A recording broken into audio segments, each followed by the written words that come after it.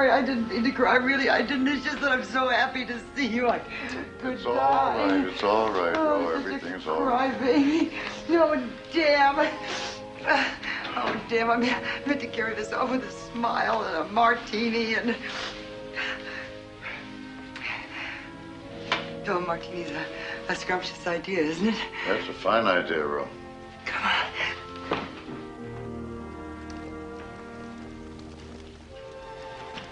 Well, now, let's have a look at you.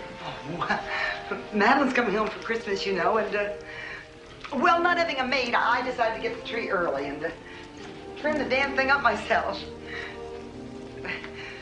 Well, see something, Pug. These captain's inspections are giving me the whim-whams. What do you think of the old Hulk, huh? You look absolutely marvelous. Oh, I knew you could say that. Oh, and look at you. Oh, so smart. Oh, a few new gray hairs, you old thing. But very attractive.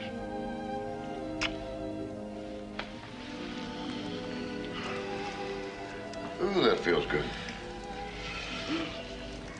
How about that drink now? I could use one. Now, I better call Digger first to find out why I'm on Class 1 priority. Oh, Digger will only tell you to call the White House. Now, why don't you White just sit... House? Oh, Lord. Oh, Lord. Lucy Brown will have my head. She swore me to secrecy. I just assumed you knew, and so Assumed I knew what? Rhoda, exactly what did she tell you and when? Dear. Well,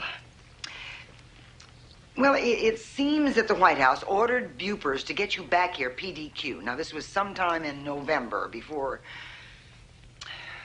you lost to Northampton. That's all I know. But that's all Digger knows. Pug, can't it wait? Why don't you go make the drinks, honey? Well, just don't let on that Lucy told me. I mean, she will roast me over a slow fire.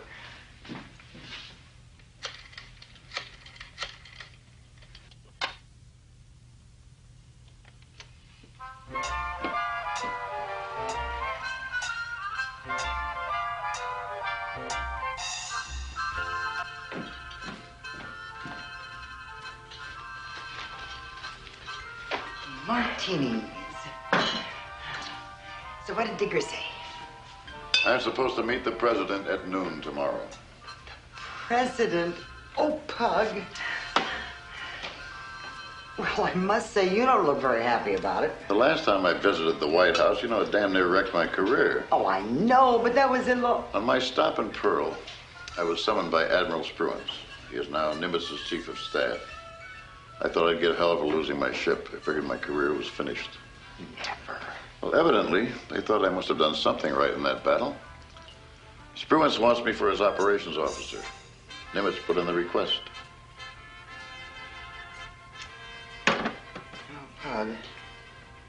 What is it, Ro? I'm very happy for you, Pug. It's just that I was hoping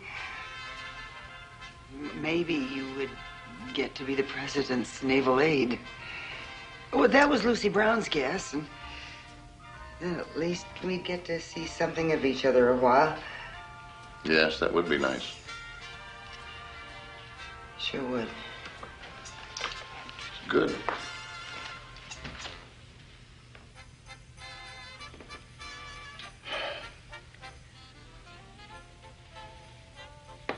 Do you want to talk about the Northampton, Pug?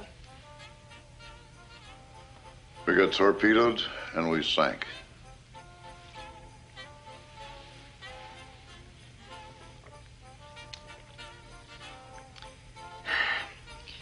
Poor Alistair Tudsbury. I was flattened when I read about it in the newspaper. Yes, that was a shock. Damn pity. But at least old Talkie died with his boots on. I wonder what Pamela will do now.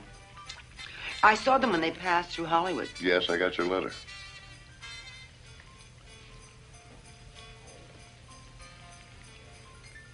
You know, she told me she actually wrote some of his speeches. Yeah, she was ghosting quite a bit of his stuff there toward the end.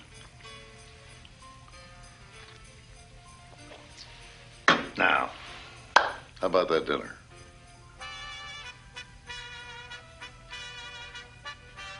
Yes, the dinner.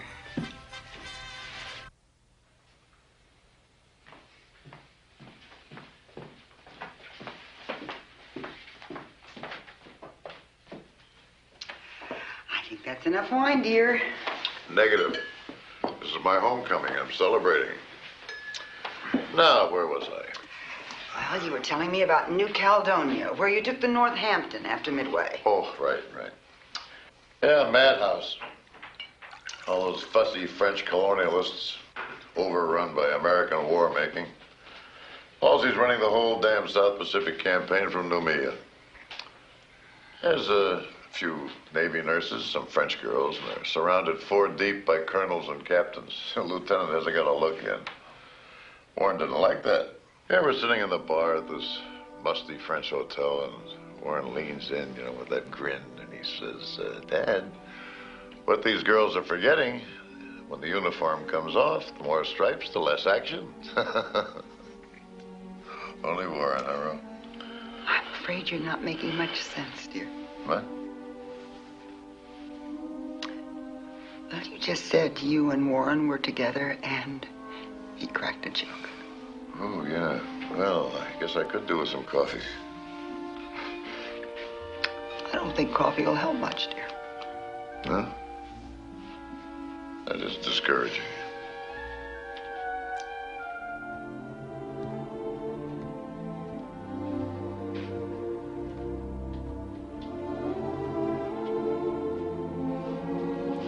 Oh, sweetie pie. I love you to little pieces, but I just don't think you could make it. Come on. One good night's sleep, and the tiger will be back on the prowl.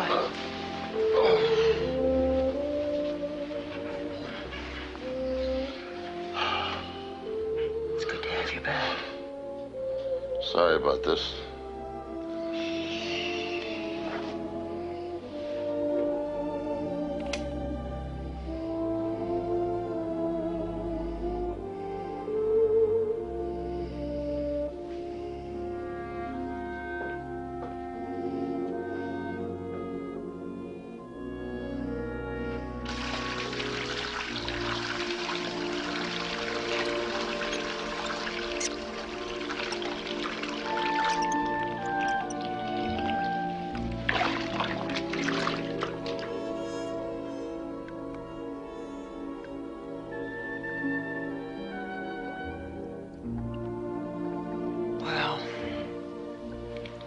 I guess he's forgiven me. But he hasn't even begun to forget. The question is it salvageable? I think it is.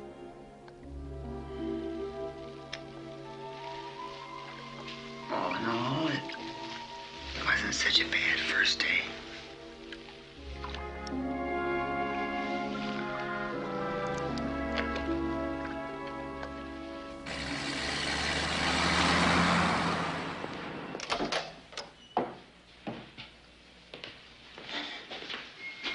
Well, it's been a while. Admiral? Have a seat. The Great White Father will let us know when he's ready for us. Admiral Leahy and Mr. Hopkins are in there with him now. Admiral, did Bupers notify you that Admiral Nimitz wants me as his Deputy Chief of Staff? Well, yes. Yes, they did. Then the President knows about it, too. Pug, my advice to you is to go in there and simply listen when summoned.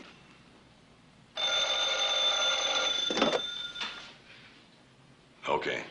Thank you. We're on. It's a bad situation, Harry, but we'll Mr. run President, into it. Captain Victor Henry. Well, Pug, old boy. Mr. President? Oh, the Japs made you swim for it, did they? I'm afraid so, sir. My favorite exercise, swimming. Good for my health. But I like to pick my own time and place. You remember Harry. Pug? And I'm sure you must know our head of Joint Chiefs, Admiral Lee. Yes, sir. Pug, I regret the loss of that grand ship and all those brave men. The Northampton gave a fine account of herself, I know that. I'm glad you got away safe. Thank you, sir. Tell me something, Henry. Exactly what happened out there off of Tassafaranga. I've been reviewing the records. We found ourselves in torpedo water, sir, after opening fire at 12,000 yards. We did have intelligence, Mr. President, that the Japs were building a remarkably long-legged torpedo. Tassafaranga confirmed it. Notice that you mentioned those torpedoes in the conference before the battle, Henry, and suggested commencing firing at longer range. Yes, sir. It's too bad someone didn't listen, Bill. Why do you suppose that was? We're looking into it, Mr. President. Care to comment on that, Henry? No, sir. Well, as said, Mr. President, it's being looked into.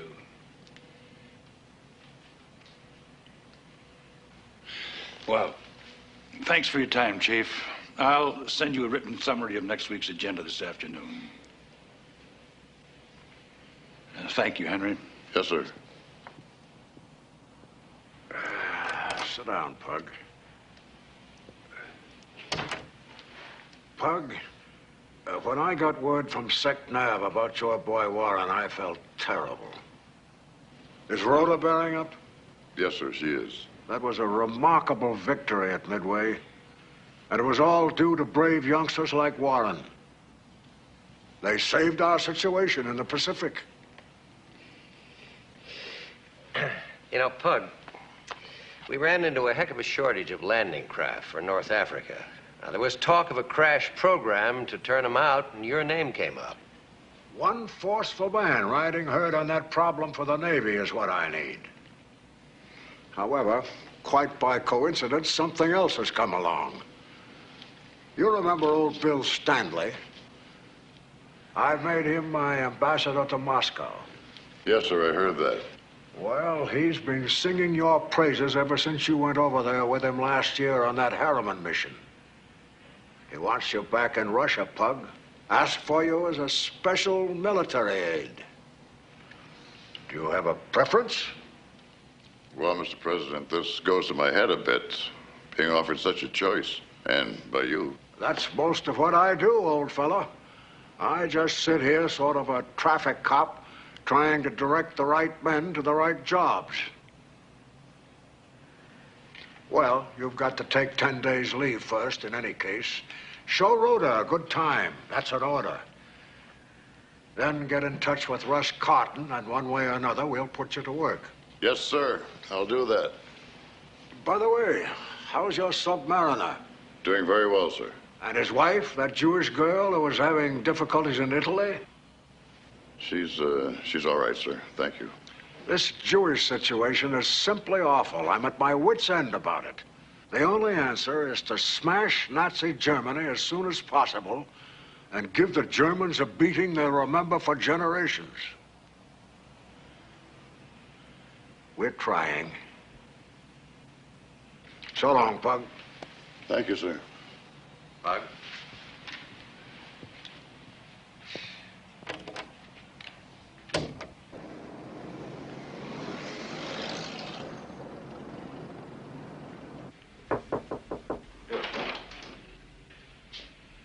Hello, Foxy.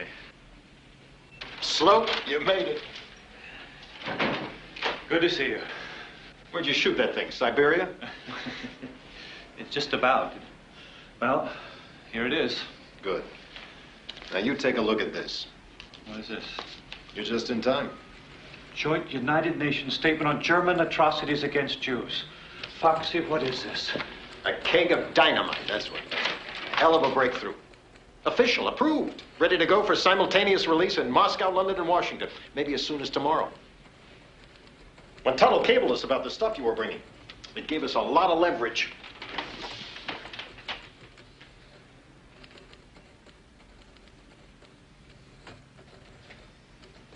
Who made these cuts? They castrate the thing. Les, that's a very strong document. Look, don't give me that. Look, if we don't say our government believes that the Germans are committing genocide against the Jews, if we don't talk about the wholesale extermination of women and children, then who cares? Then it's just about Jews, far-off bearded kikes. Les, that's an overwrought emotional reaction. Now, you're tired. You're damn right I'm tired. You know, I have just come 5,000 miles with these documents. Now, I want to know who made these cuts. They came from the second floor. Here.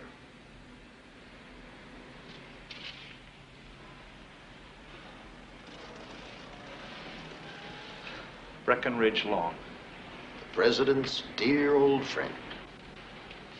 Oh, yeah. As a matter of fact, he's champing at the bit to see you. Why? Ask him. You have an appointment with him in 10 minutes.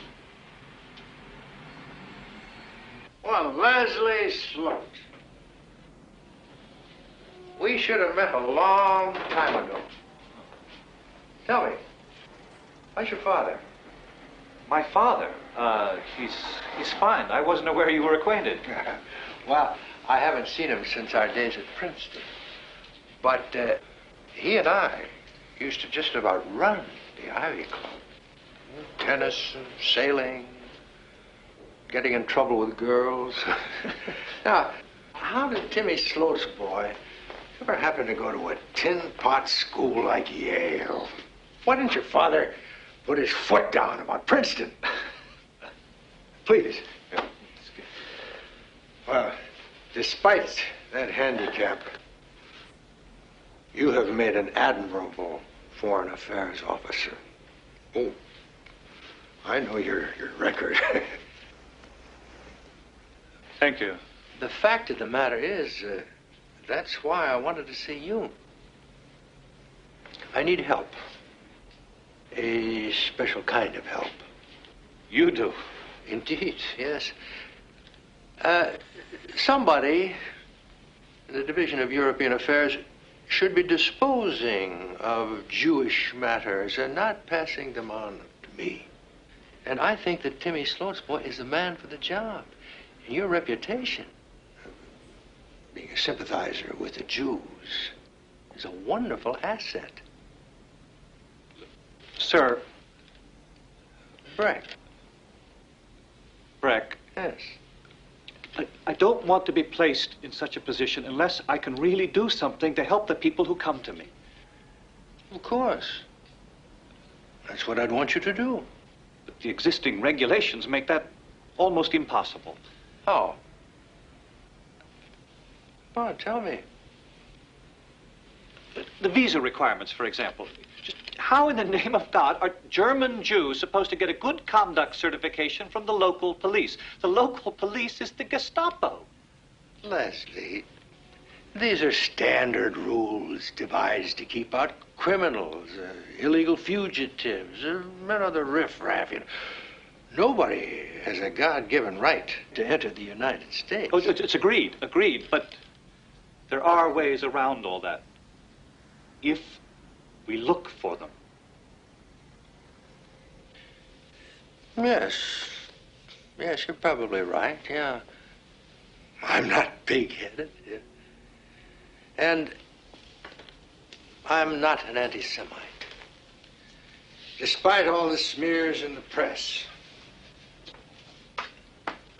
Hopefully, our joint statement will go some distance to silence that kind of thing. Have you had a chance to look at it? Well, as a matter of fact, I have. And, Breck, if I may speak candidly. Oh, please, please. I'm terribly concerned about the deletions in that statement. Oh, as am I, Leslie, as am I. But try to understand. I am not entirely my own man here. You see, Anthony Eden drew up that plan. And between the Russians and the British, we've been going round and round, and for God's sakes, that we could get anything through at all. It's a miracle. Yes. Yes, I'm sure it was. Leslie,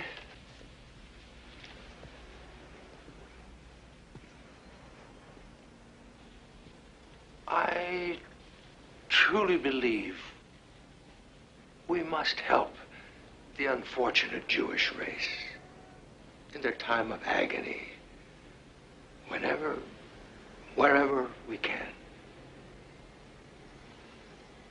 within the law.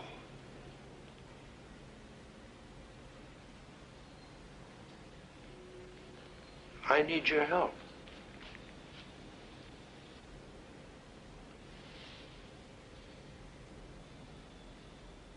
Will you help me?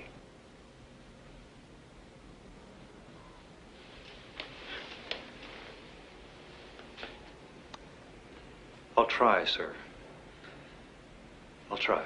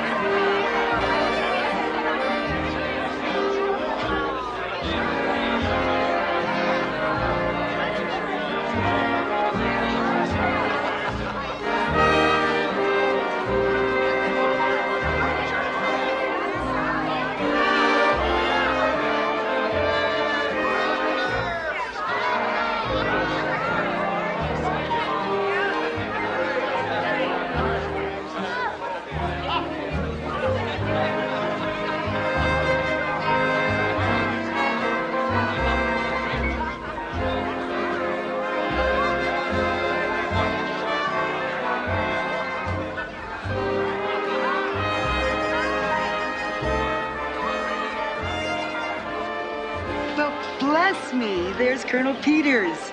Do you know him? Oh, yes, he's a fine man. I met him at church.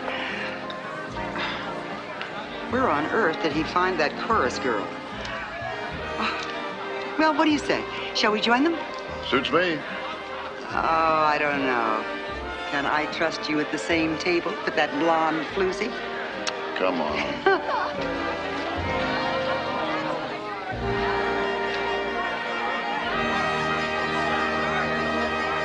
Mrs. Henry, nice seeing you again.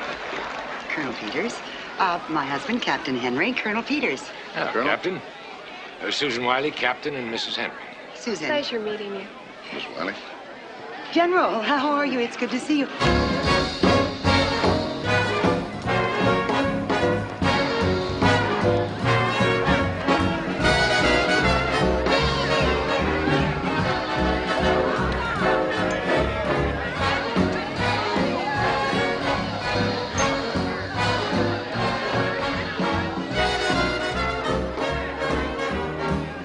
Captain, tell me, how do you think the war is going? Where? All over. How does the Navy see it? That depends upon where you sit in the Navy.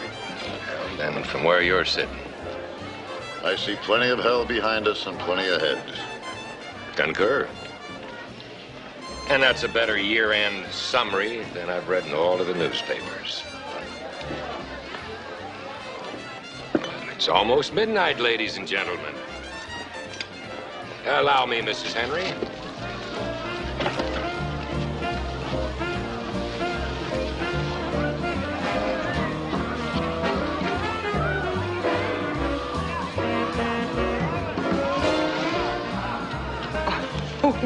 Ugh. Happy New Year, Rhoda.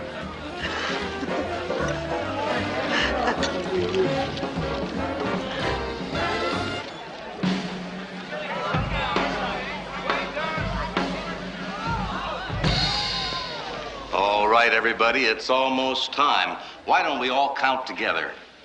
And 10, 9, 8, 7, 6, 5, 4, 3, 2, 1.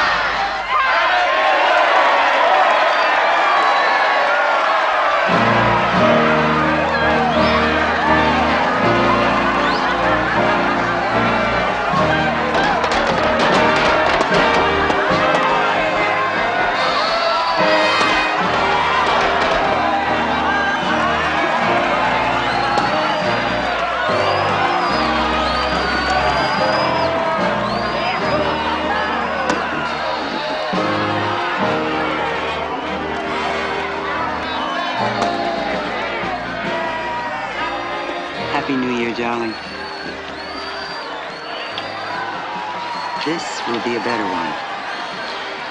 Let's hope so, Will. Let's hope so.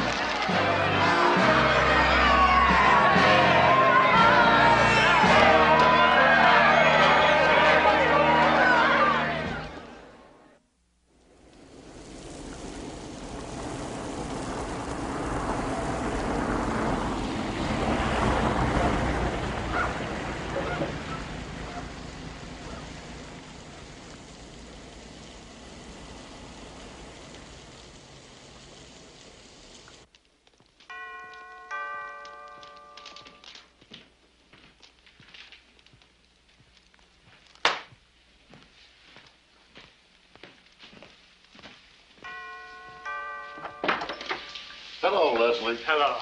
Happy New Year. Happy New Year to you. Well, it's been a long time. Sure has. Thank you. I was very sorry to hear about the Northampton. Oh.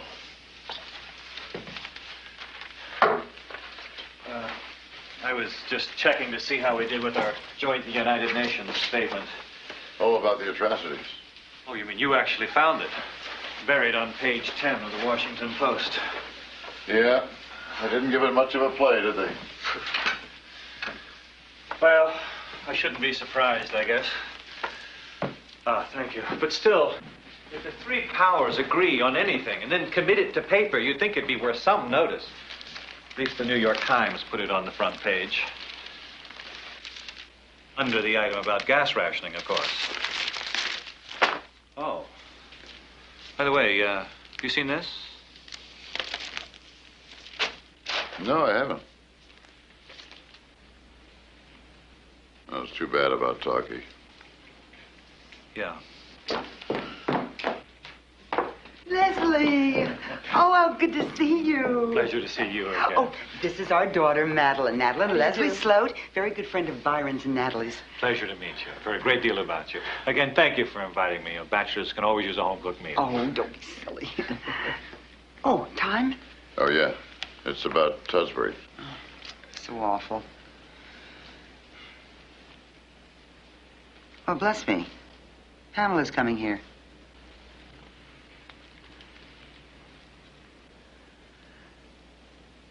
And she's engaged to Lord Burnwilk. Did you know that, Pug? No, I didn't. Well, she's done very well for herself, hasn't she? I remember when I met her. Lord Burnwilk was there, too. The blonde dreamboat with the beautiful accent. Yes, indeed. It was my dinner party for the Bundles for Britain concert. Burnwilk is an outstanding man. Dad, his lordship is unforgettable. RAF blues, campaign stars, and all those ribbons. Kind of like a stern Leslie Howard. That's sort of a screwy match, though, isn't it? He's as old as you are, and she's about my age. Oh, Madeline.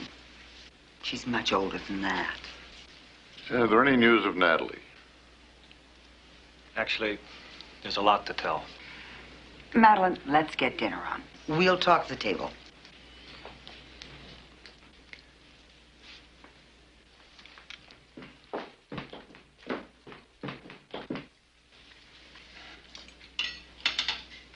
But why Lourdes?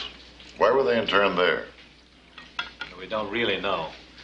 But we are sure that the Vichy government put them exactly where the Germans wanted them. Well, then can't the Germans take them whenever they feel like it with their uncle and the baby and just ship them off to some ghastly camp? Oh, Madeline. No. That is the problem, exactly. And we just have to hope that it doesn't happen.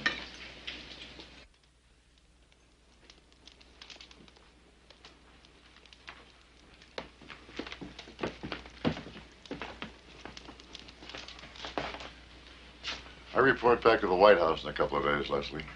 Is there something I can do for Natalie? Actually, that's what I want to talk to you about. Do you still have your contact with Harry Hopkins? Well, he still calls me Pug. All right, then. There was no point in alarming you before, but the fact is their position's become extremely precarious. We're no longer dealing with the French for this group. The Germans have taken over the negotiation. How come? They're trying to include in the swap a whole swarm of agents from North Africa and South America. See, with the Germans involved, this enormously heightens Natalie's danger. What can the White House do? Get her out of Lourdes. How? Through our people in Spain. See, the Spanish border isn't 40 miles away.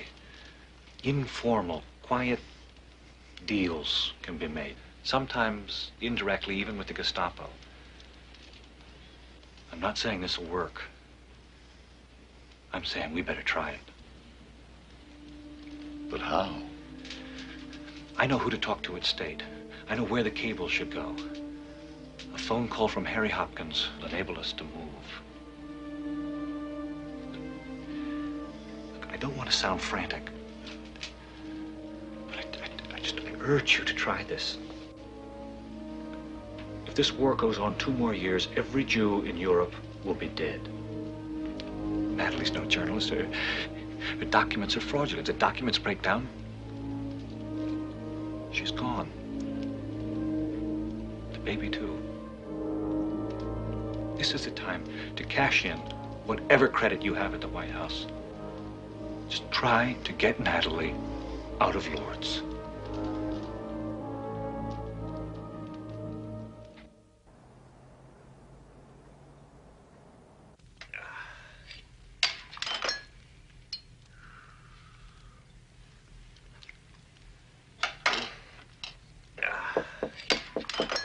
Come in.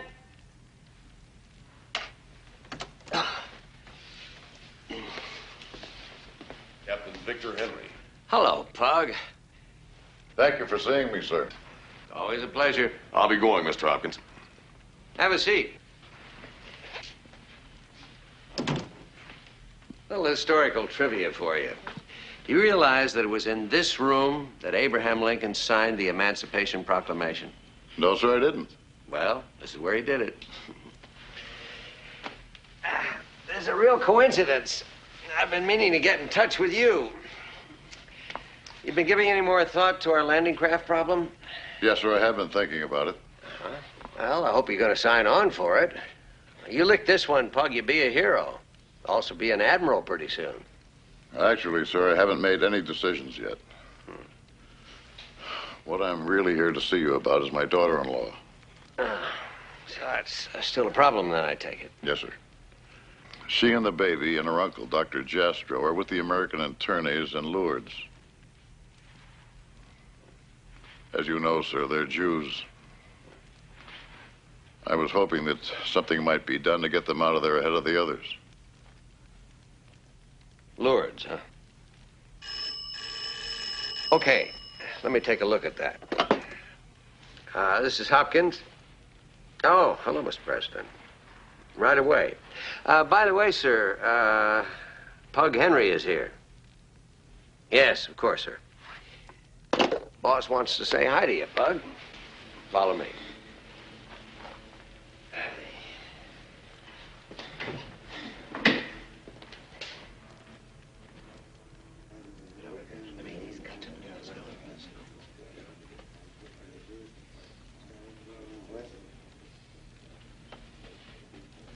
Another 30 seconds, sir. It's been in long enough.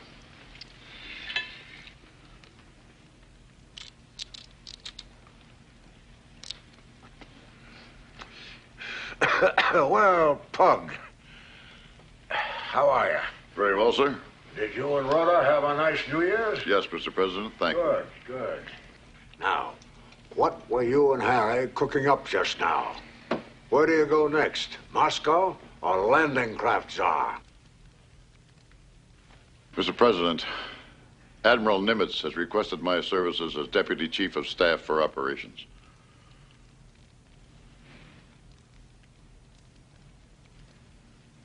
Oh, I see.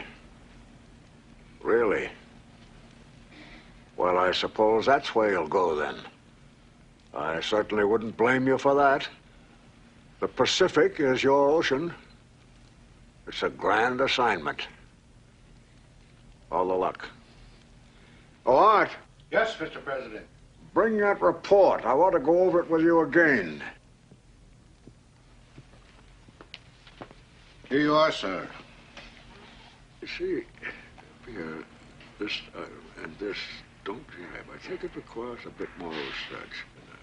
Requires, you have to check on that. They don't jibe. Mr. President, I am always yours to command.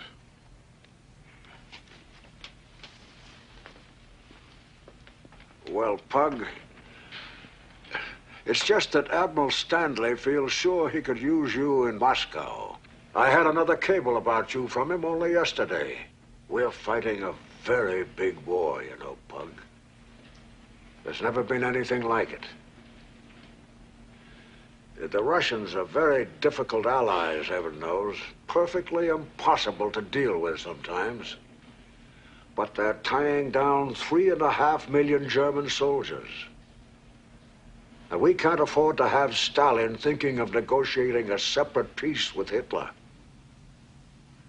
So, if you can help out in Russia, and my man on the spot seems to think so, why, maybe that's where you should be. Aye, sir. In that case, I'll go from here to Bureau of Personnel and request those orders. Good luck, Pug. Thank you, Mr. President. So long, Pug.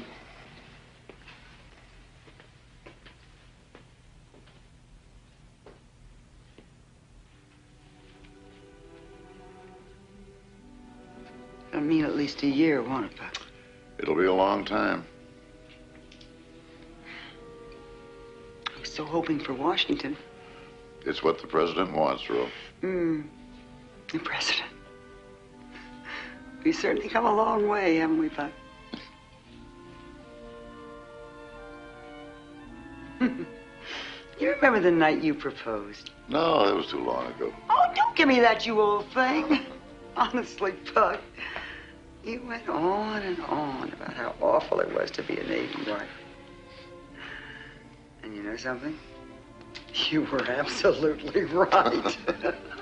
Just wanted to let you know what you were getting yourself into. I know, but really, Pug, at one point I thought you were trying to talk me out of it. And I said to myself, fat chance, mister. You're hooked. This is your idea. Oh. We've had a lovely couple of weeks, haven't we? Yes, we have. Too bad you have to leave tomorrow. Miss Byron, he'll be here in a couple of days. Yeah, I don't like that part.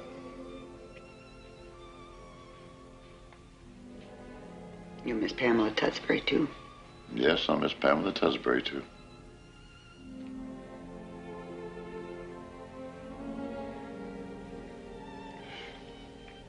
Well, if you can stand it, I've made an apple pie.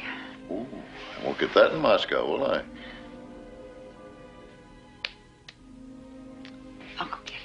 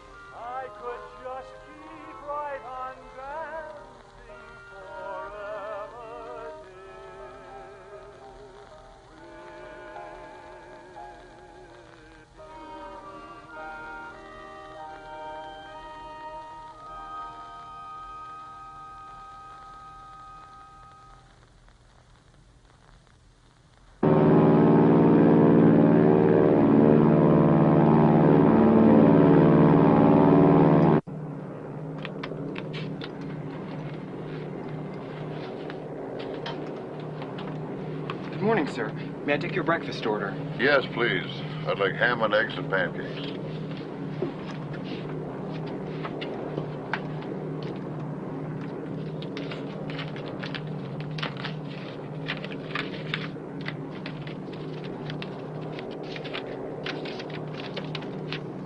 Dear Pug, you pleased the boss greatly the other morning, and he'll remember it. He knows what the Nimitz post meant to you. Now, about that special request for your daughter-in-law. We sent out the feelers, but I'm afraid the Germans queered the effort. It seems they're in the process of moving the internees to another location. Exactly where, we don't know yet. But I don't want you to worry, Pug. Sumner Wells says that he truly believes they're in no hazard, and that negotiations for exchanging the whole crowd are well along. Good luck in Moscow. Harry.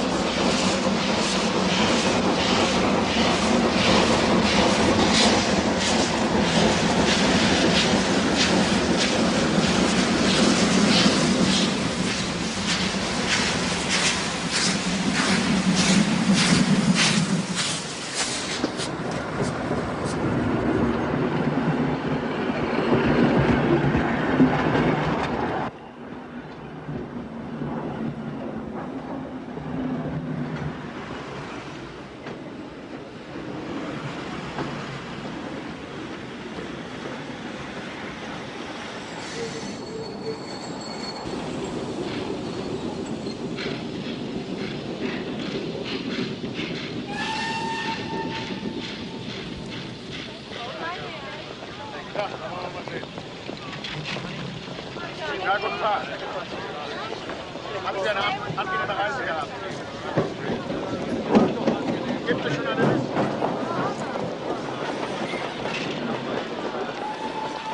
All's well, don't worry.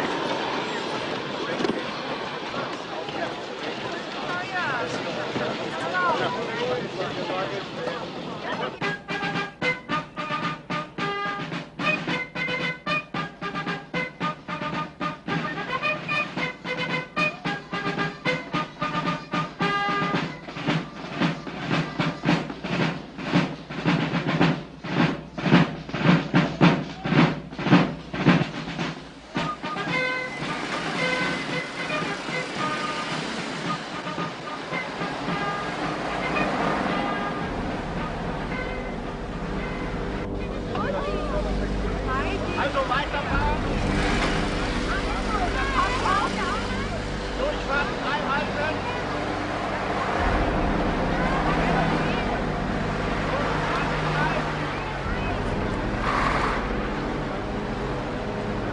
Los, die Kinder von der Straße.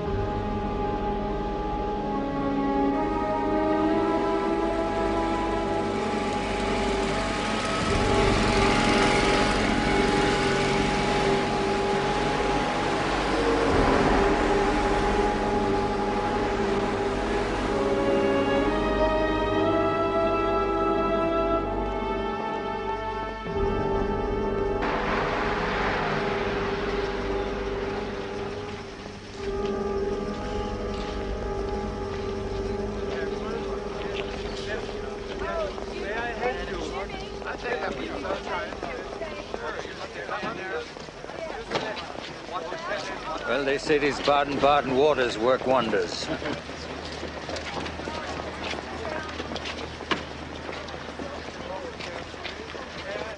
Now, ladies and gentlemen, we'll be quartered at the Brenner's Park here until the exchange takes place, which negotiations are still in progress. Now, I'd like to present to you our Swiss liaison officer, Mr. Henri Bourg. Good afternoon. Intense diplomatic efforts are indeed proceeding to speed the exchange. Meantime, your welfare is now the responsibility of the German government. My government, by agreement of all parties, is directly interested. My instructions are to make sure you are well and comfortable at all times and receive every courtesy and good treatment possible in wartime. And now, Dr. Kurt Friedrich of the German Foreign Ministry. Welcome to Germany. You are asked to place your package on the tables provided for inspection.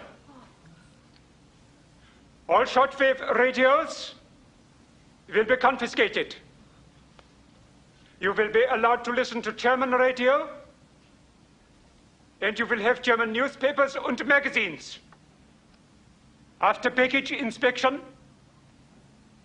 and you have been shown your rooms, lunch will be served in the main dining room. I wish you a pleasant stay in beautiful Baden-Baden. I've had enough of your excuses, and now I want action.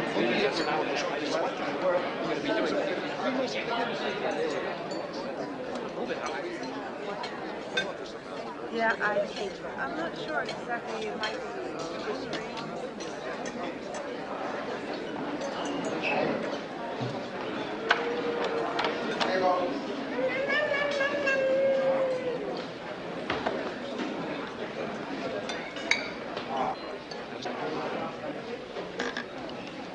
This hotel once had a reputation for its cookery.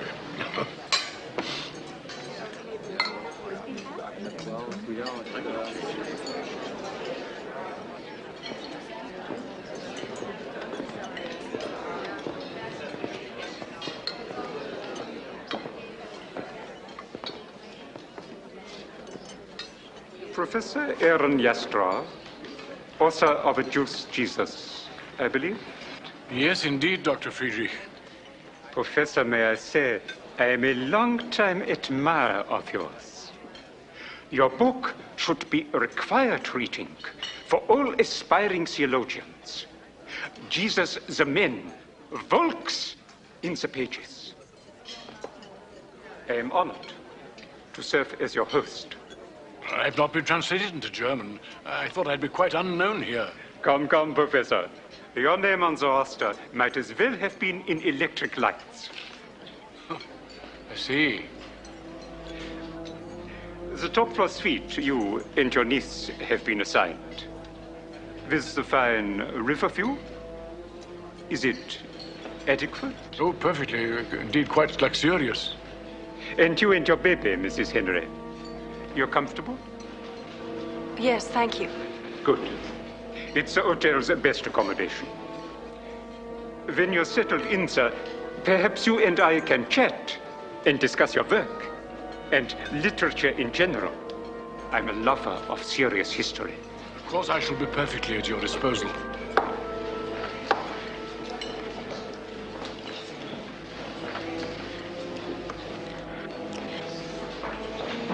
They know who we are.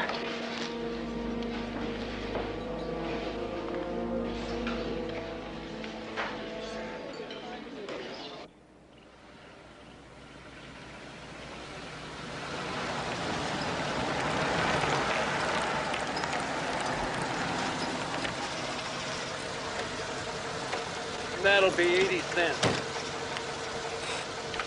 Thanks a lot. You're welcome.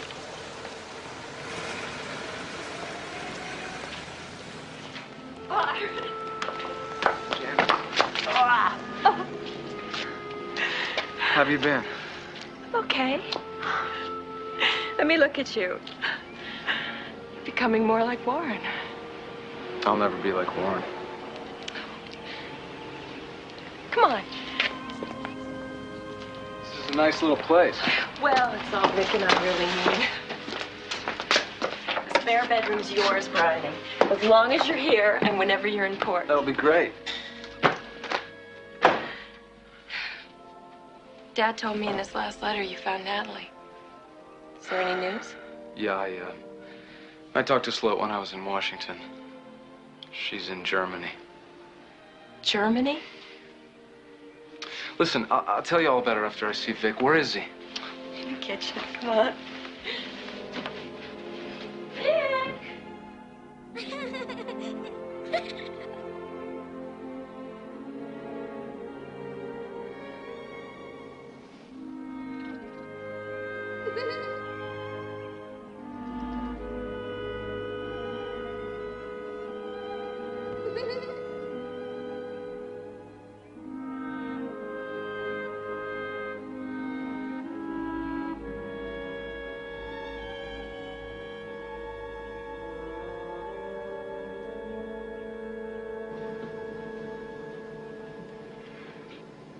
Hey, Skipper. Yeah. Byron! Lady, it's great to see you. All I can say is about time. Welcome back. Thanks. Where'd the little sign come from? Al Halsey's got it hanging over his HQ in the Sullivans. That's our religion these days. So how do you like the mores so far? Pretty sweet, huh? Makes the devilfish look like a sardine can. Well, you better fall in love with her quick. First patrol's in 2 weeks. Great! Come on, let me show you around. This way. Magnificent, isn't she? These fleet submarines are a new breed. Range, speed, maneuverability, everything. And maybe 40% of her effectiveness wasted on lousy torpedoes. What, they haven't replaced the Mark 14s yet? Nope, and the damn magnetic exploders are still failing. So I'm just gonna have to jam her in close and shoot for contact. Makes life interesting for all hands. Yeah, I guess so. Hey, listen, I got a great idea. You know, I'm staying with Janice. Why don't you come by for dinner tonight? I'm sure she'd love to see you. Maybe some other time, all right? Here, let me show you the forward torpedo room.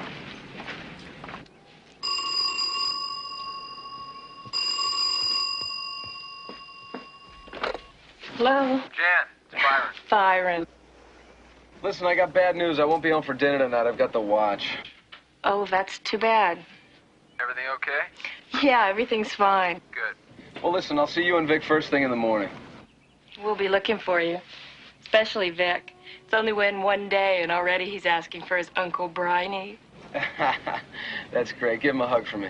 I gotta go. Will do. Bye.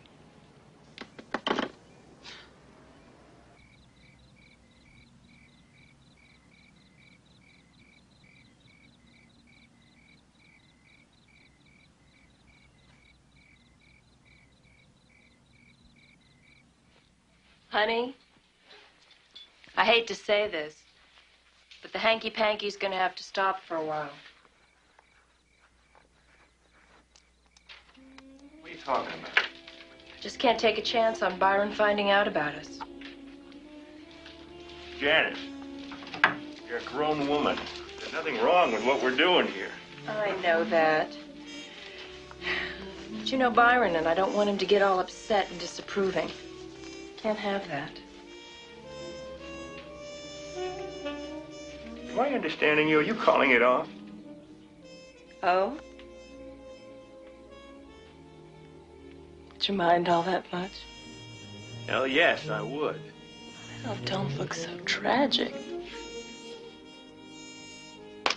Smile. Byron doesn't have to know. He'll have the duty every other night. I suppose he will, as long as you have anything to say about it. We'll see. Byron must never, ever find out about us. Janice, it's none of his business.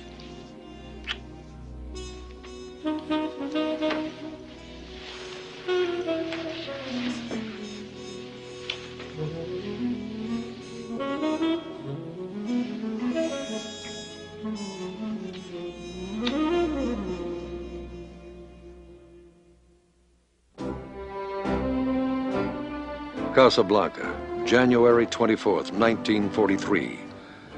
Franklin D. Roosevelt and Winston Churchill meet secretly to map the Allied war strategy for the coming year. Mr. Prime Minister, would you say that in view of Stalingrad, El Alamein and Guadalcanal, and our landings here in North Africa, that we have turned the corner in this war? I have never promised anything but blood, toil, tears, and sweat. Now, however, we have a new experience. A bright gleam has caught the helmets of our soldiers and warmed and cheered all our hearts. And this is not the end. It is not even the beginning of the end. But it is, perhaps, the end of the beginning. Mr. President, what can you tell us of the joint decisions that have been taken here? Precious little. But let me say this. Some of you Britishers know that we had a general named U.S. Grant. He was called Unconditional Surrender Grant. Well, the elimination of German, Italian, and Japanese war power means the unconditional surrender of Germany, Italy, and Japan. I associate myself with that completely. Mr. President, doesn't this unconditional surrender give the dictators a propaganda tool to prolong the war? I will answer that. Negotiations with Hitler are impossible. He's a maniac. With supreme power to play out his hand to the end, which he will.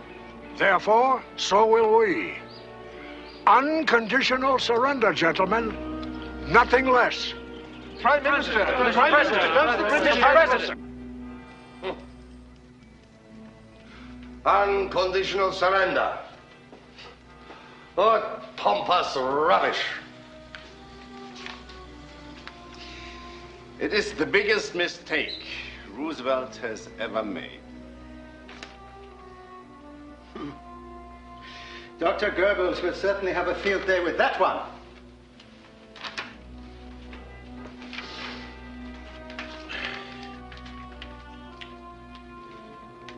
In my opinion, there is only one propagandist in the world who is shrewder than Dr. Goebbels. Huh? Who is that? Franklin Roosevelt. Do not any of you gentlemen realize what a masterstroke this is? With just 2 words, 2 sledgehammer words, which are even now ringing around the world, he has announced that we are losing the war. And to forestall any possibility of a separate peace in the East, he has publicly assured Stalin that the Allies are in it to the end.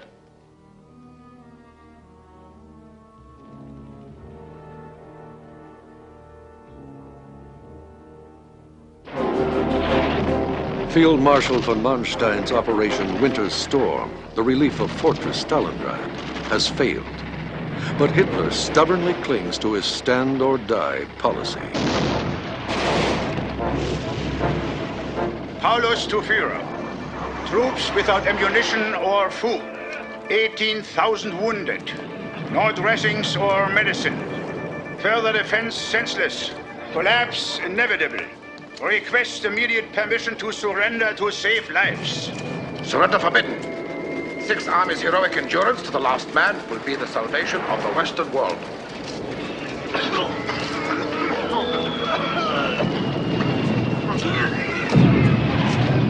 Paulus to Führer. Fortress can be held only a few days longer. I shall order breakout and organized groups to the southwest. Breakouts forbidden. You will hold your positions to the last man and the last round.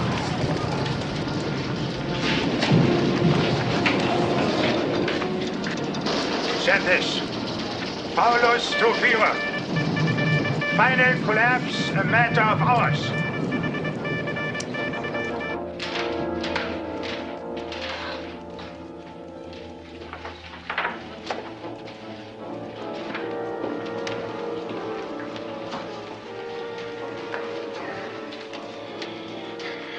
will send this to General Paulus. Führer to Paulus.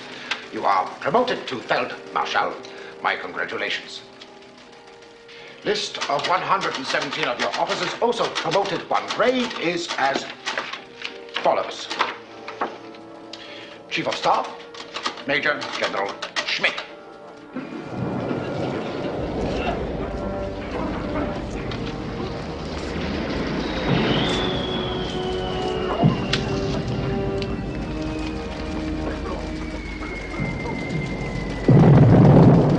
Good news, Schmidt.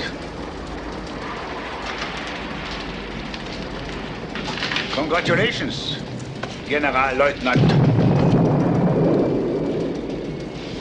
May I be the first to congratulate you, Feldmarschall. He didn't commit suicide. He didn't have the decency. He surrendered. Most surprising. No sense of honor, my Führer. They've got a German Feldmarschall.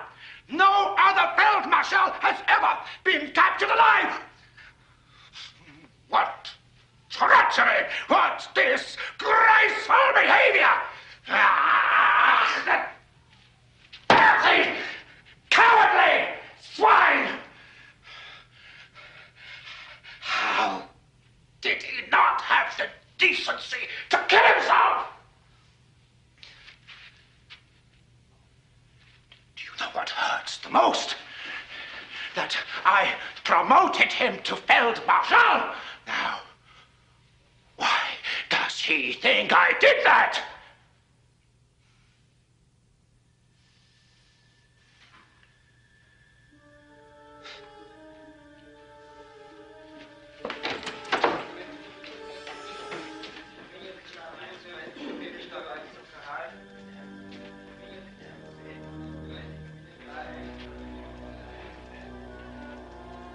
$200,000 soldiers died for him. 100,000 became prisoners of the Bolsheviks. That doesn't upset him. Paulus didn't shoot himself. That upsets him. Somebody always has to be wrong. But he never is.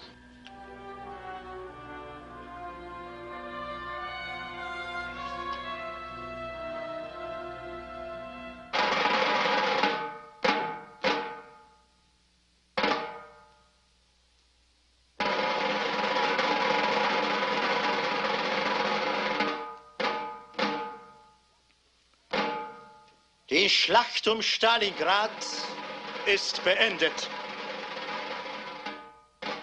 Unter der beispielhaften Führung von Feldmarschall Paulus kämpfte unsere tapfere 6. Armee bis zum letzten Atemzug. Sie wurde von der Überzahl des Feindes und durch die herrschenden, unvorteilhaften Umstände überwältigt.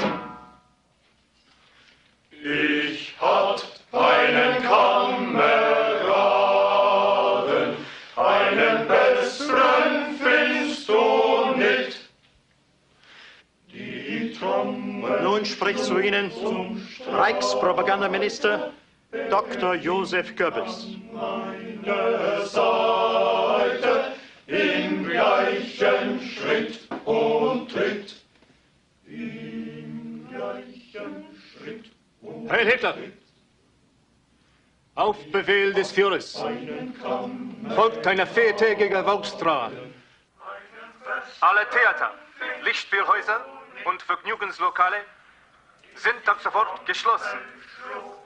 In Gedanken an den gefallenen Helden von Stalingrad. Heil Hitler! Im gleichen Schritt und Tritt. Im gleichen Schritt und Tritt.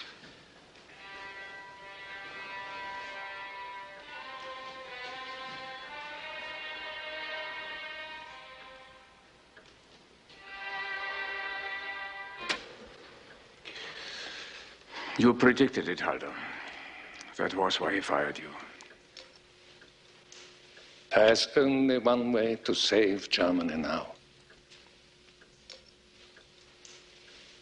Kill him.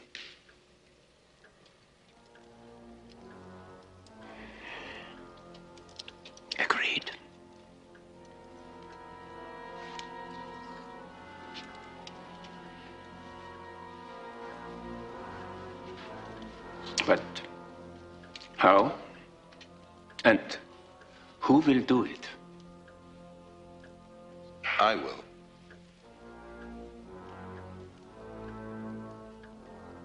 Count Klaus Schenk von Stauffenberg, scion of ancient German Catholic nobility, career army officer. It is he who will take upon himself the task of assassinating Adolf Hitler. 7 days later, on the other side of the world, Hitler's Axis sustains another staggering blow. The Battle of Guadalcanal comes to an end. 6 months and 2 days after the bloody battle began, Major General Alexander Patch, Commander Ground Forces Guadalcanal, sends a final communique to his superiors. Message for Admiral Halsey. Thank you.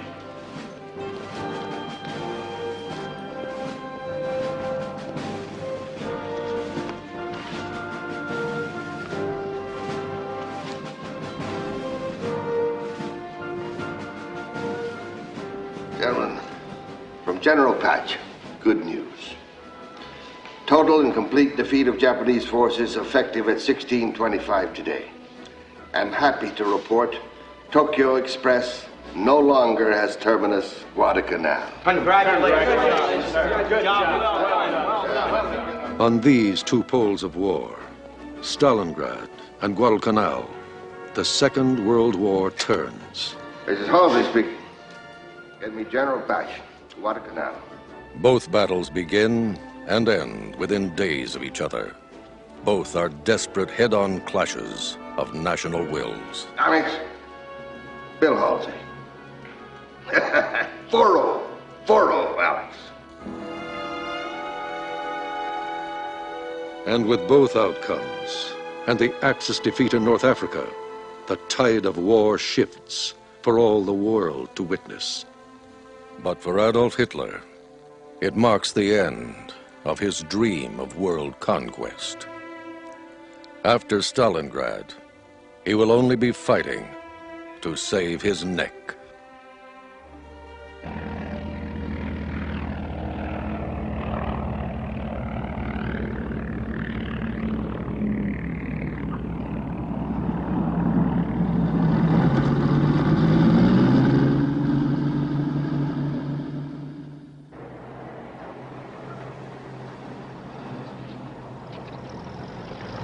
Great news from Guadalcanal, Henry?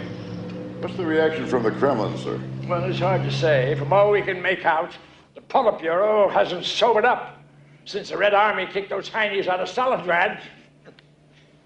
Oh, I'm sure glad you're here, though. Yes, sir.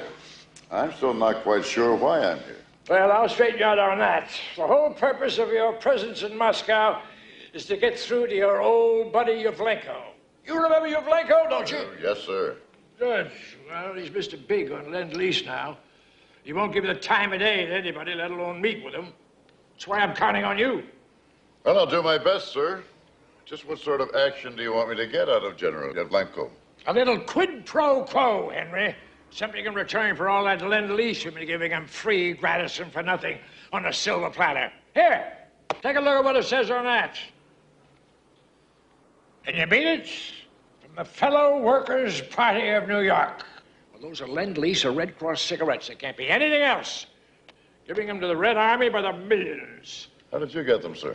On a Czech diplomat came in to me last night, said he got them from a Red Army officer. Told him the fellow communist comrades in New York are supplying the whole Red Army. Well, let me tell you something. I got a bunch of reporters coming in here in about 10 minutes, and they're going to get one hell of an earful. Admiral, the new Lend-Lease Act is coming up for a vote this week. I'm not sure that this is the time to bring something like this up. This is exactly the right time. That's what I want you to tell Yevlenko. That those scoundrels know what ingratitude can lead to when you deal with the American people. This is pretty low-level stuff. I wouldn't magnify it out of proportion. You wouldn't, huh? Well, stick around.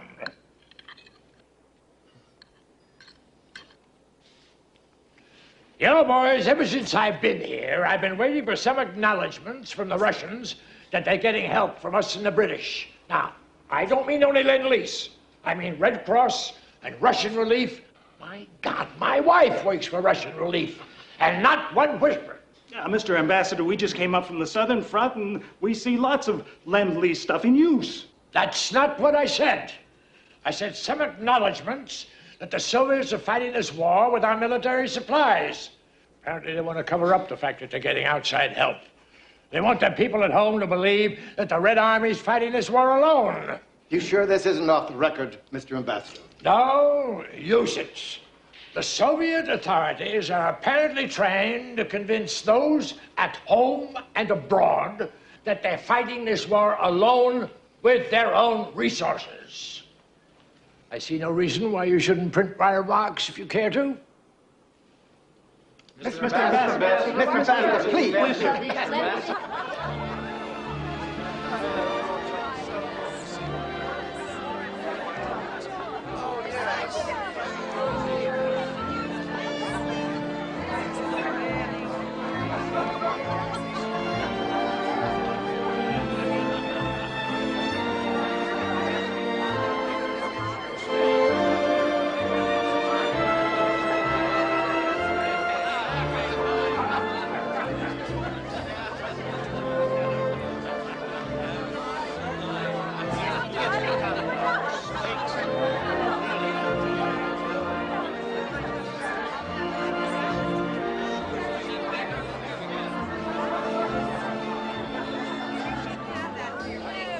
Glad you came, Rhoda. Oh, it was so nice of you to invite me, but poor you. It's been so long I've almost forgotten how to dance. Speaking of that, what do you say? Why, Mrs. Henry?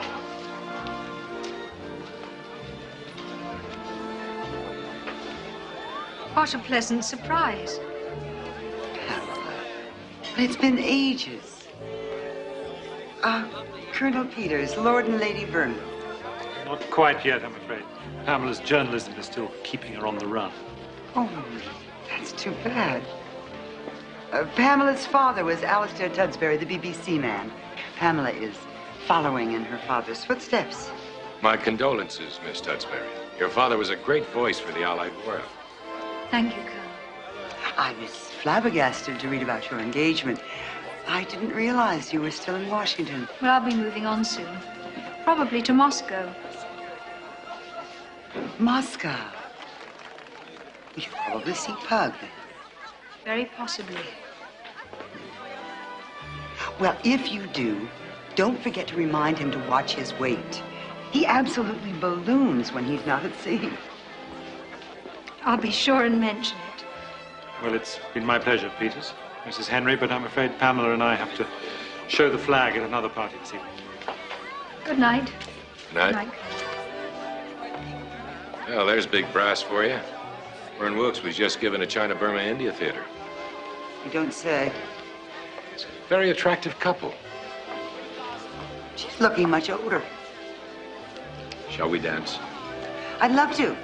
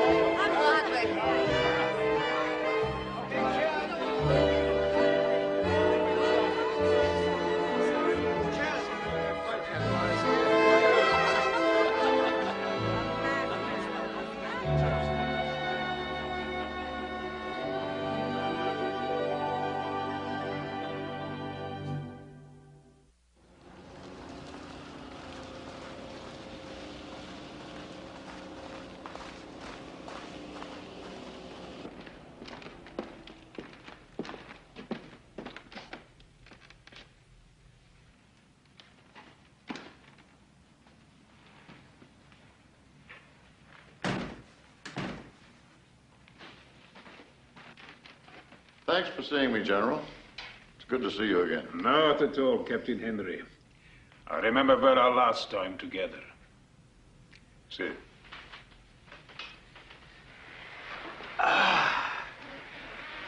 As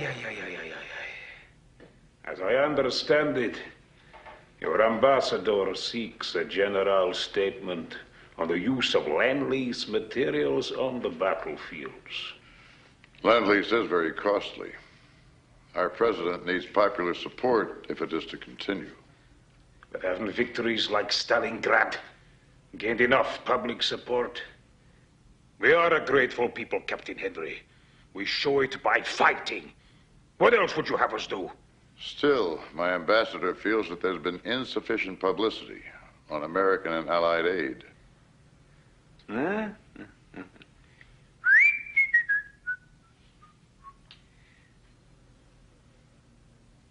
You toured the front at a bad moment in 1941. Well, by a pleasant coincidence, I can offer you another such trip. I'm about to leave Moscow to inspect the Lend-Lease situation in the battlefield. I will visit active fronts. There may be hazards. You wish to accompany me and render an eyewitness report to your president? That can be arranged. And perhaps we can then agree on a general statement as well. I accept. When do we start?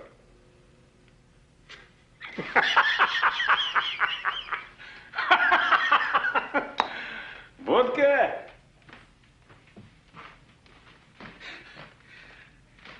When we make a start, American style. So, Captain. Vaše zdarovia. Tomorrow. We'll probably go to Leningrad first. It is still under attack, but there are ways through that are not too dangerous.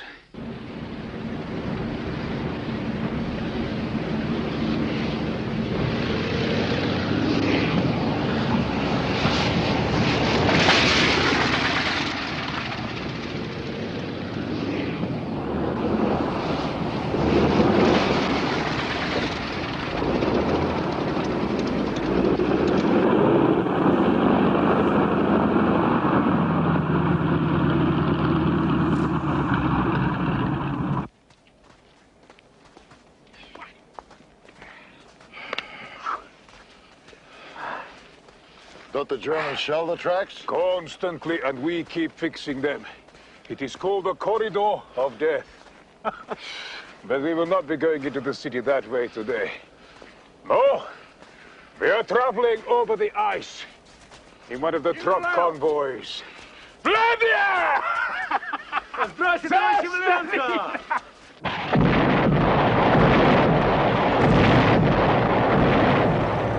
They smell us, but they can't really see us. It's too far away. The sense of smell is not too bad. I hope these trucks float.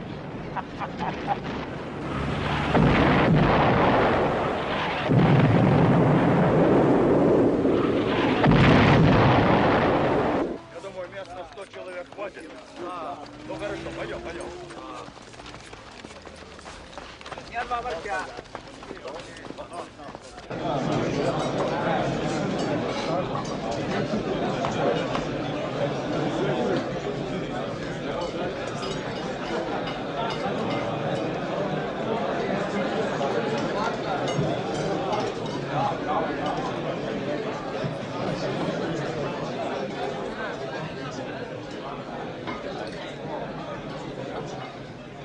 Lend-Lease.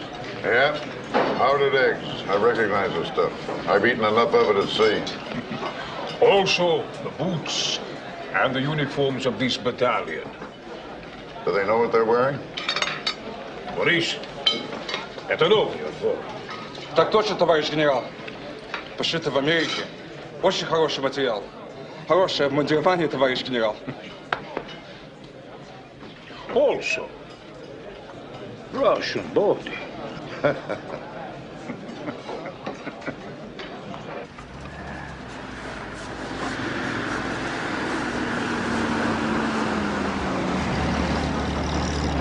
I don't see any destruction. No. Not here. It's a beautiful city. It was. Now I will show you what the Germans have done to the rest of our city.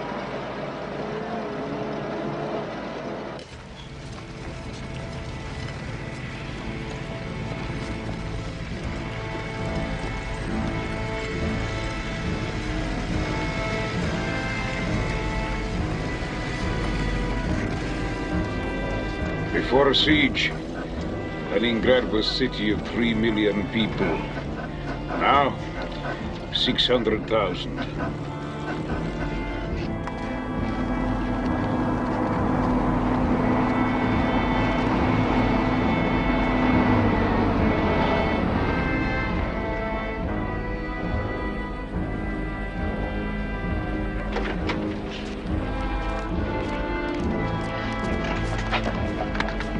Душа моя. Как дела? Хорошо. Ира, капитан Виктор Генри, американец, наш гость. Очень приятно.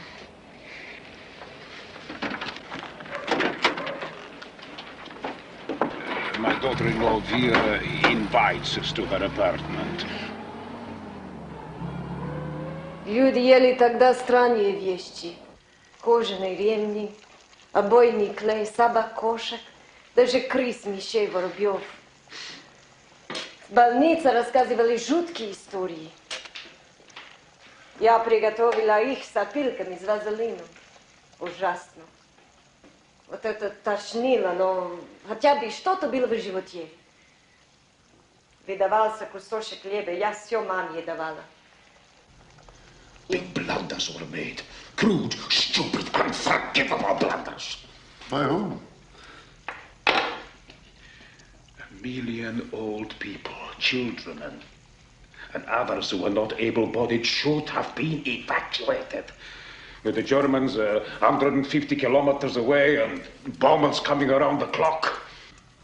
Food should not have been stored in old warehouses. 6 months' ration for the whole city. Burned up in one night. Burned up! But the Germans did not take Leningrad.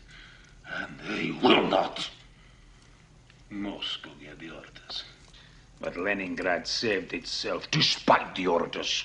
Капитан Генри не хочет слушать про такие печальные вещи. Если вас это огорчает, тогда другое дело. Но мне интересно. Ну, может быть, потом. Сейчас поедим.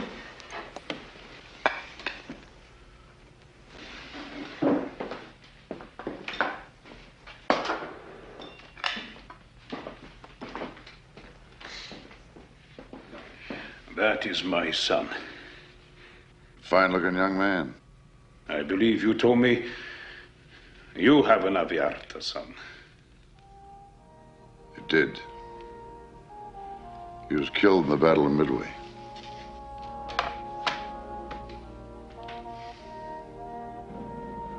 His name? Warren.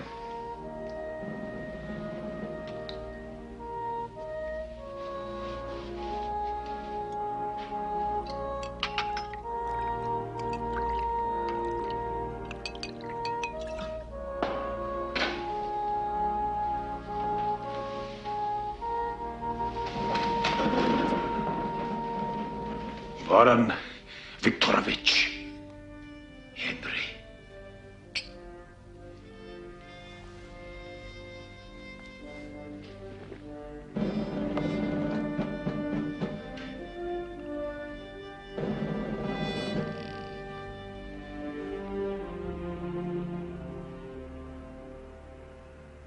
And so, Mr. Hopkins, with regard to the question of a separate peace, on which you have specifically asked for my judgment.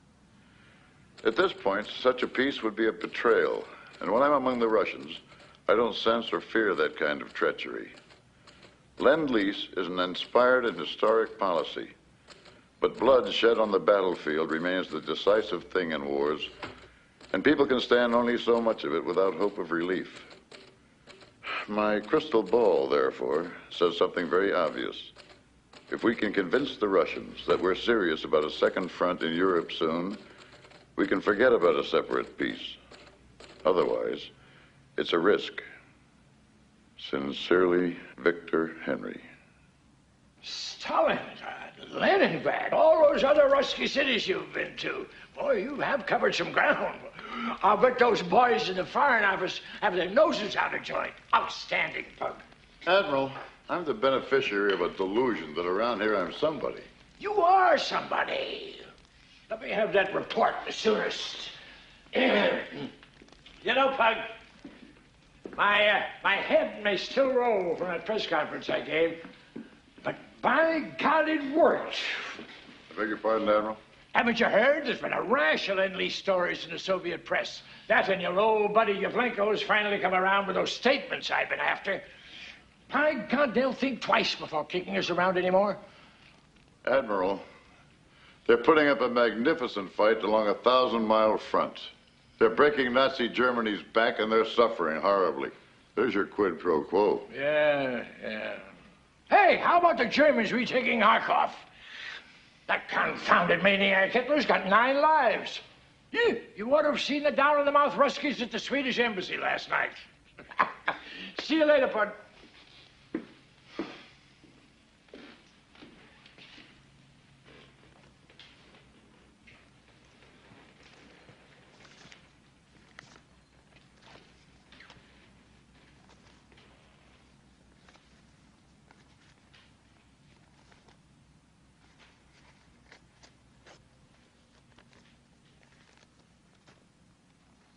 Dear Captain Henry, the Washington-Moscow pouch is a handy thing.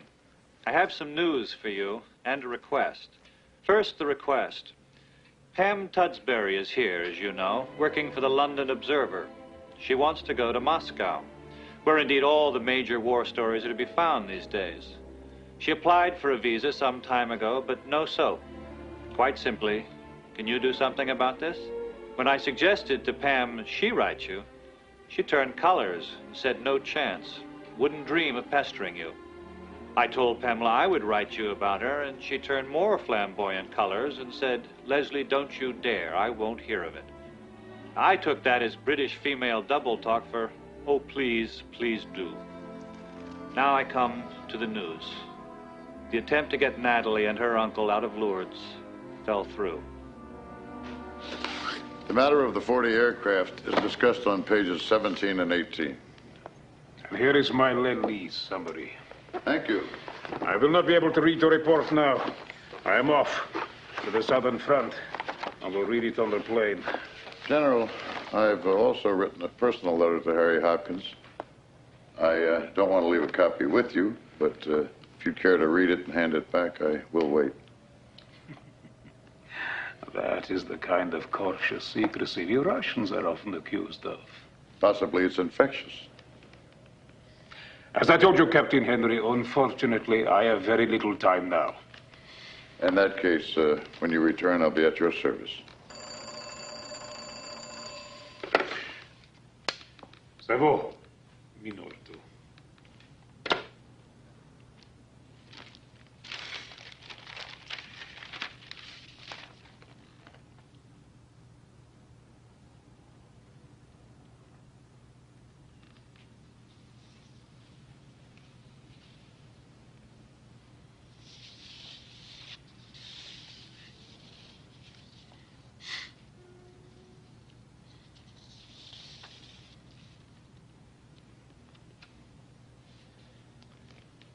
If you have any comments, I'll transmit them to Mr. Hopkins. You may not like what I have to say. That doesn't matter. Your talk of a separate peace is provocative and naive. Now I must go.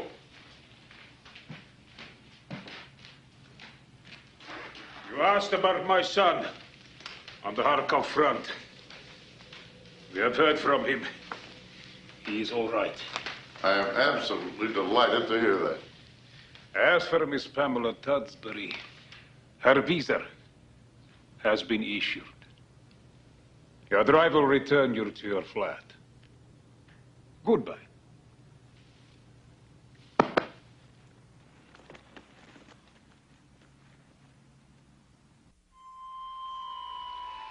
A Jew's Journey, February the 20th, 1943. It has been some time since I have felt well enough to make an entry into this journal. Shortly after our arrival here in Baden-Baden, almost 2 months ago, I began to suffer from severe gastric problems. And just last week, I became so ill that our American doctor, a Red Cross man, requested my hospitalization. After every conceivable gastrointestinal examination, the diagnosis is an ailment known as diverticulitis, and the treatment, a special diet, bed rest, and continuous medication.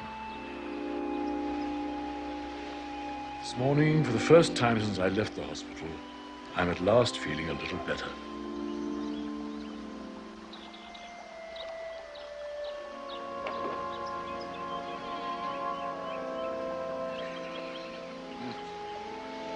You working again, Aaron?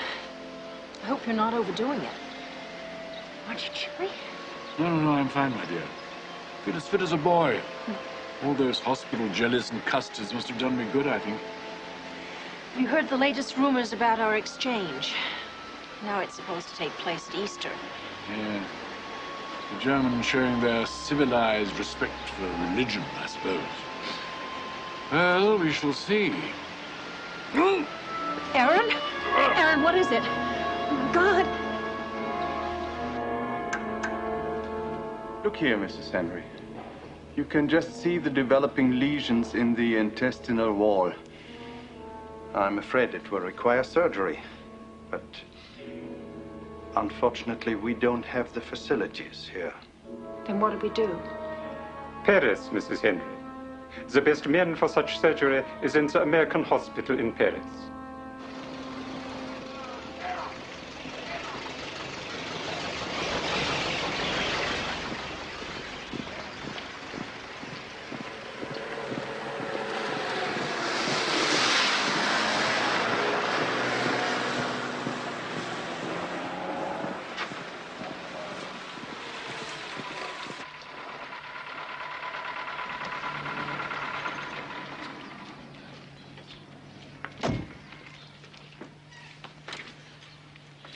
Mrs. Byron Henry. Yes. War Listle, Swiss mission.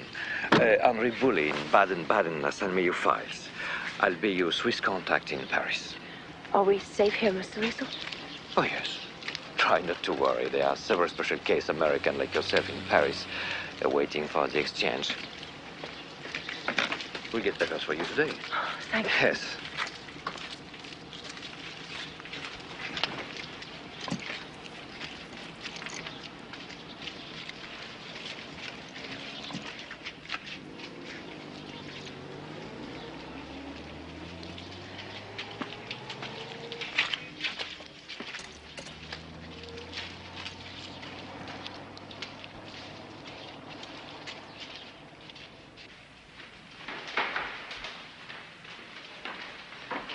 Ah, monsieur Listal.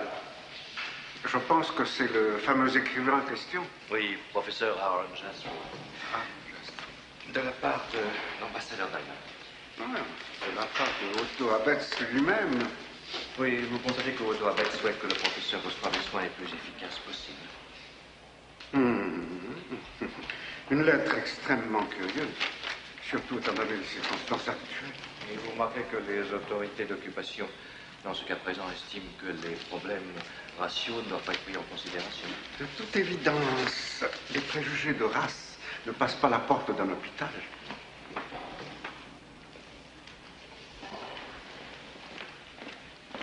Comte, may I present Mrs. Byron Henry, Professor Jastrow's niece. Mrs. Henry, Comte Aldebert de Chambre, and director of this hospital. I'm honored. Enchanté. Merci, Comte. Monsieur m'a l'air extrêmement fatigué. Menez-le à sa chambre. Aaron, they're taking you to your room now. I'll see you later.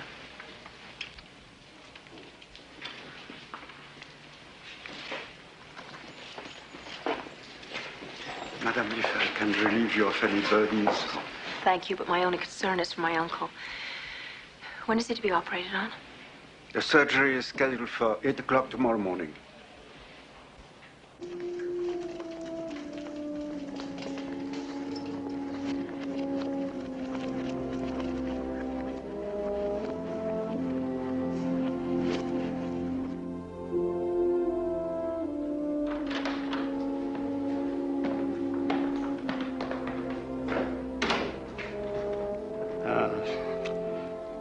There have been complications, Madame Henry. You'll have some bad days, yes, but he should do fine. I'm afraid he will be some time recuperating. But when we can move him, he will have a splendid sunny room with a terrace for his recovery, as well as round-the-clock nursing. Well, of course. I'm taking a personal interest in your uncle, madam, and will keep you informed. I don't know how to thank you, Comte. Good morning. You must be Natalie, the niece. Girard, mettez-les sur la petite commode. Et la table là. But you're every bit as lovely as my husband said you were. Your husband? Oh, I'm the Comtesse de Chambrun. My, we're a long way from home, aren't we, little britches? You're an American? I was.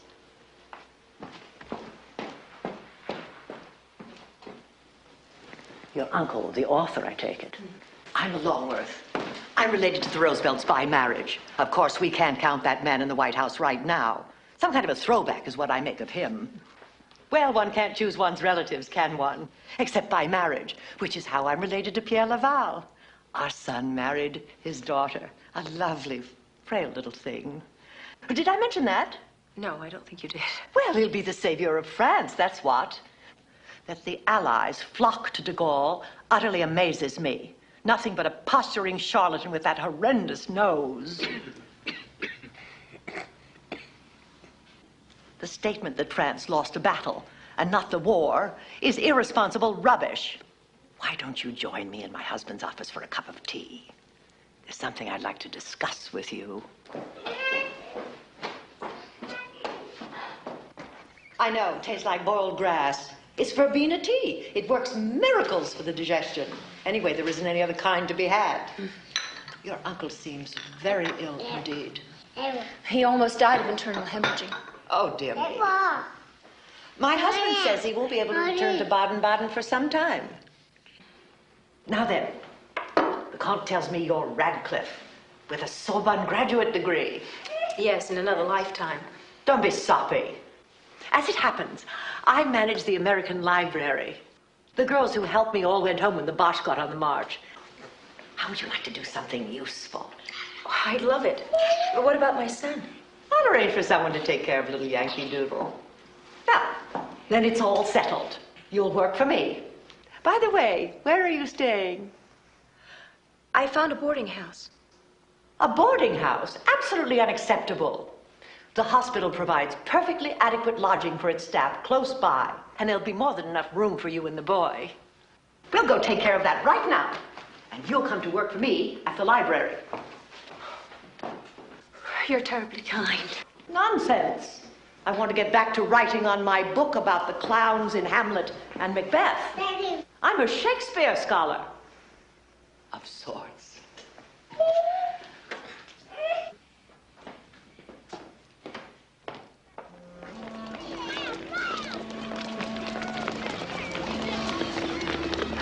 April in Paris. I had my first love in Paris. In April. A long time ago. The only time and place. All these German uniforms ruin everything. One soon stops noticing them. One soon doesn't notice those yellow stars, either. Never, not me. Well, if the British hadn't left us in the lurch at Dunkirk, you wouldn't be seeing that in Paris now. Unfortunately, my dear, that Churchill is nothing more than a drunken loudmouth. Come, let's have lunch.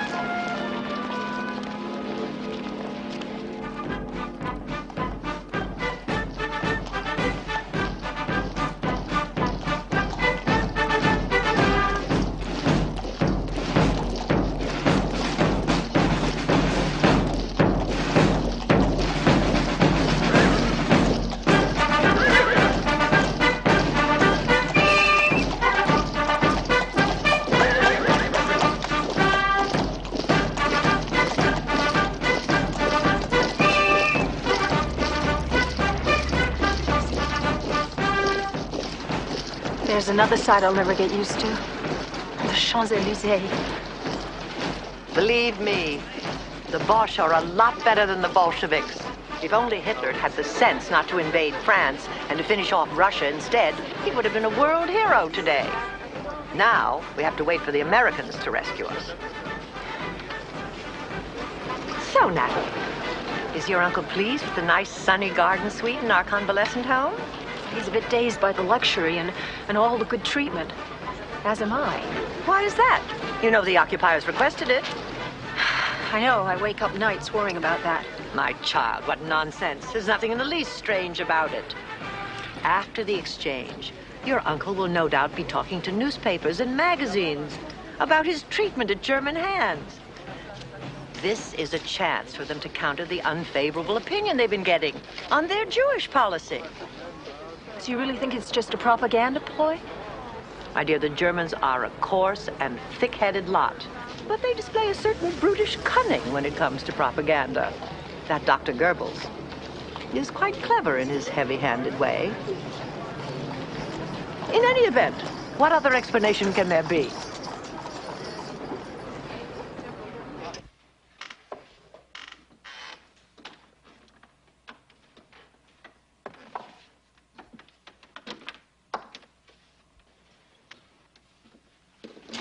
Natalie, we have a visitor, an old friend of yours.